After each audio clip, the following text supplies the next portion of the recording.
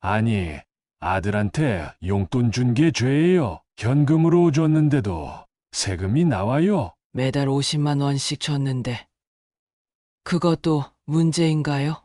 이 말 혹시 여러분도 하고 계신가요?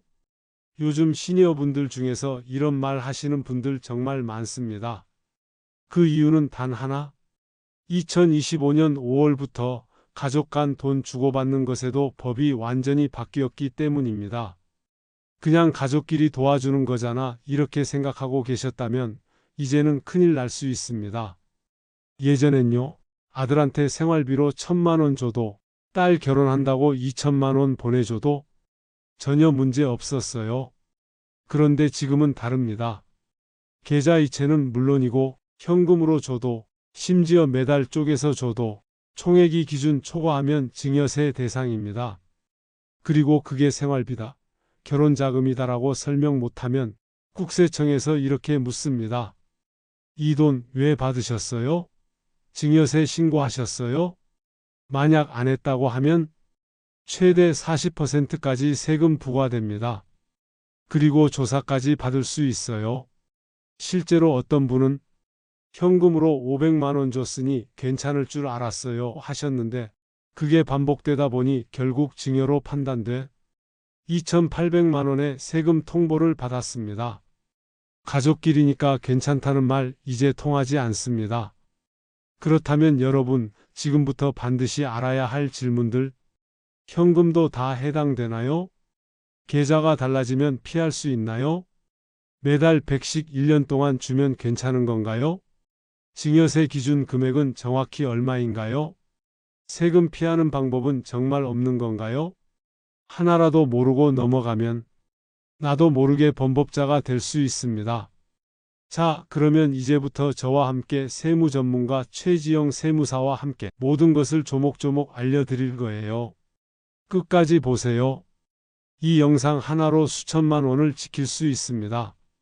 그리고 시작 전에 이 정보 아직 모르는 친구나 지인에게도 꼭 알려주세요. 오늘 바로 구독과 좋아요 눌러주시면 앞으로 더 많은 중요한 정보를 먼저 드릴 수 있습니다. 그럼 지금부터 시작합니다. 가족끼리 돈 주고받아도 세금? 모르면 세금 폭탄 맞습니다. 아니, 가족끼리 용돈 좀 주는 게 뭐 어때서요? 그게 왜 세금이 붙어요? 많은 분들이 이렇게 생각하시죠?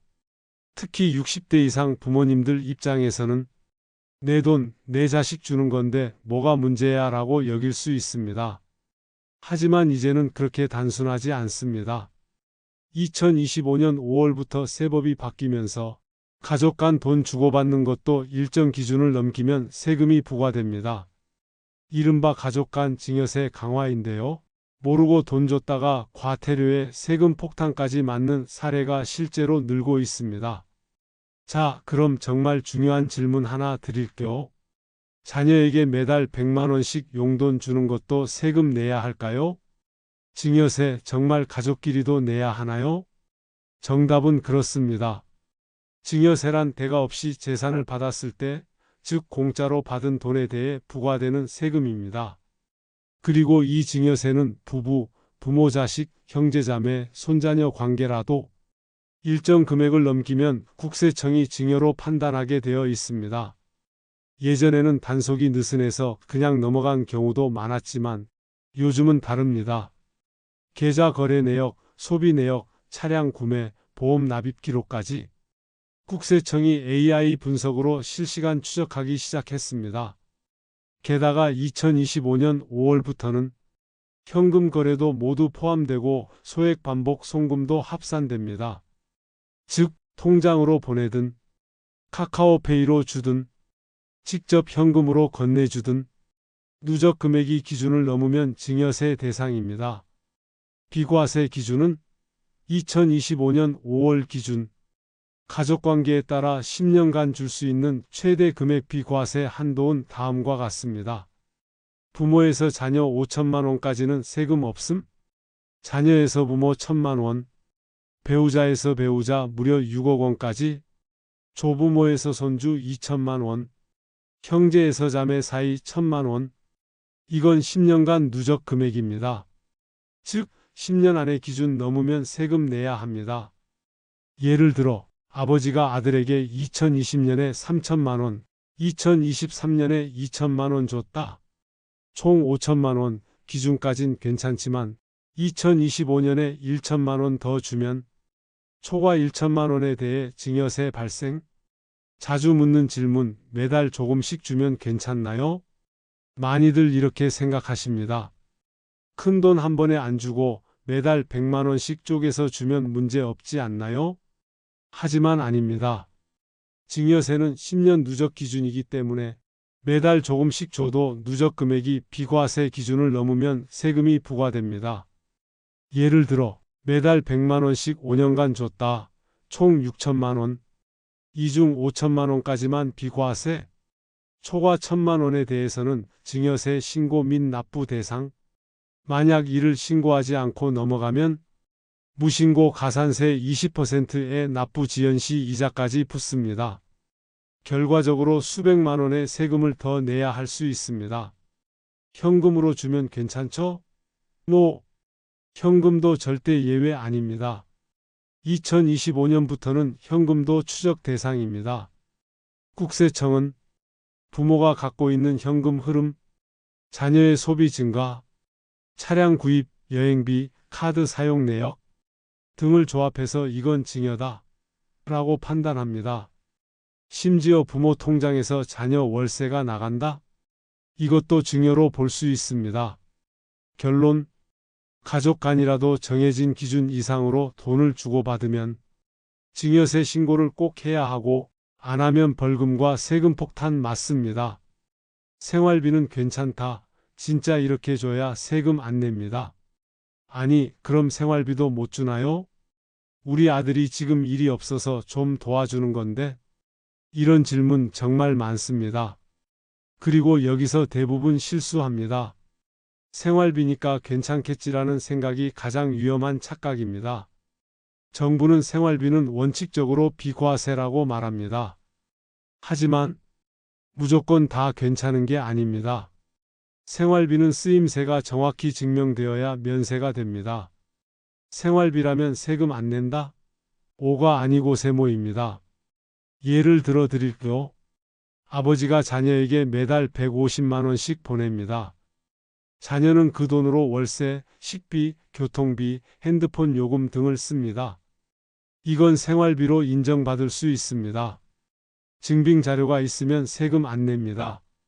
하지만 같은 금액을 자녀에게 줬는데 자녀가 해외여행, 명품 구입, 차량 리스비에 썼다. 이건 생활비가 아닌 소비 자금입니다.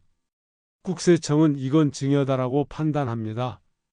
즉, 용도에 따라 생활비도 증여가 될 수 있다는 사실 알고 계셨나요? 용돈도 증여다? 정확히 따져야 합니다. 그럼 자녀한테 그냥 용돈 주는 건 어때요? 이것도 조심하셔야 합니다. 용돈도 누적되면 증여입니다. 매달 50만 원씩 용돈 줬다고 가정해 봅시다. 1년이면 600만 원, 10년이면 6천만 원, 이 중 5천만 원을 넘는 부분은 증여세 대상이 됩니다.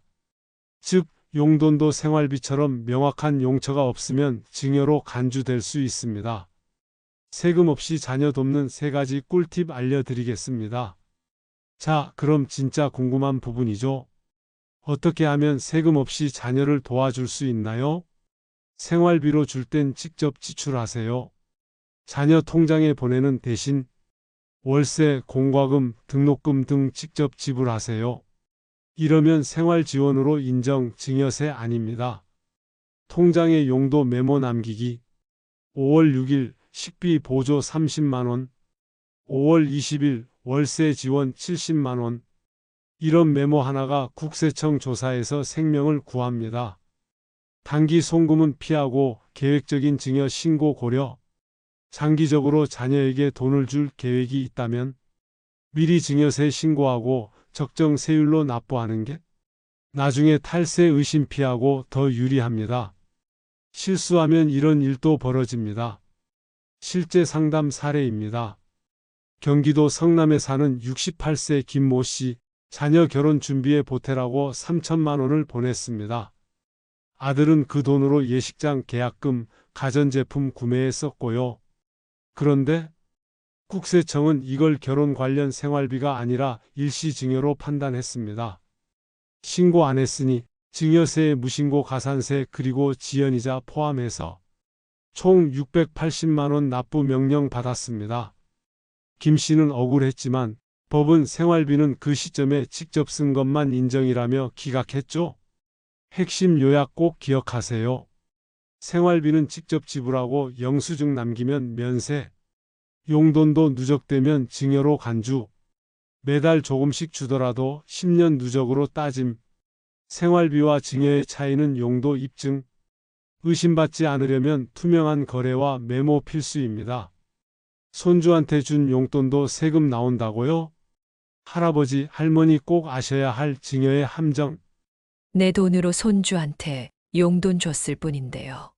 이게 세금 대상이라니 너무하잖아요. 많은 시니어 분들이 이런 말씀을 하십니다. 하지만 국세청의 눈은 다릅니다. 부모 몰래 손주에게 돈 주면 생기는 일, 예를 들어볼까요?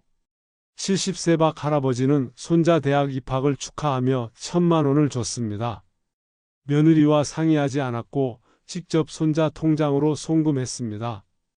몇 달 뒤 며느리 명의로 국세청에서 자금 출처 조사 통보가 왔습니다.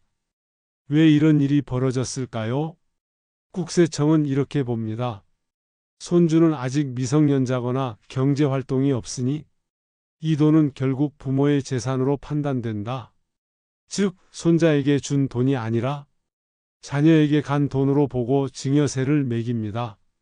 손자에게 직접 주는 건 안 되나요? 되긴 됩니다. 단 전제가 붙습니다.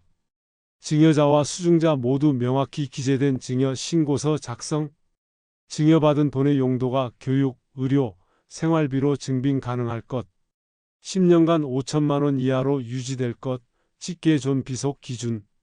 이런 조건을 지키면 세금 없이 가능합니다. 하지만 단 한 가지라도 어기면 부모가 증여세 대상자로 바뀌고 추징 가산세까지 나올 수 있습니다. 흔히 하는 실수 계좌 나눠 보내기. 한 번에 3천만 원 말고 500만 원씩 6번 나눠서 주면 괜찮지 않나요? 아쉽지만 전혀 소용없습니다. 국세청은 이런 분할 송금을 모두 일건의 증여로 판단합니다. 10년간 누적금액 기준으로 보기 때문이죠. 또한 현금으로 직접 주는 경우도 마찬가지입니다. 은행 송금이 아니라고 해서 추적이 안 되는 건 아닙니다. 요즘은 계좌 입금, 카드 사용, 생활 내역으로 대부분 드러납니다. 그럼 어떻게 해야 문제 없을까? 용도는 소액이라도 메모 남기기. 2025년 5월 7일 생일 축하 용돈 30만 원. 증빙 가능한 목적이 있으면 과세 피할 수 있음. 교육치료비는 직접 결제. 학원비, 병원비 등은 수령자에게 맡기지 말고 직접 기관에 송금하거나 영수증 확보. 장기 계획이라면 신고가 정답. 5천만 원 이상 줄 계획이라면 증여세 신고하고 깔끔하게 처리하는 것이 나중에 조사나 분쟁 없이 가장 안전함. 실제 벌어진 사례에 대해 알아보겠습니다.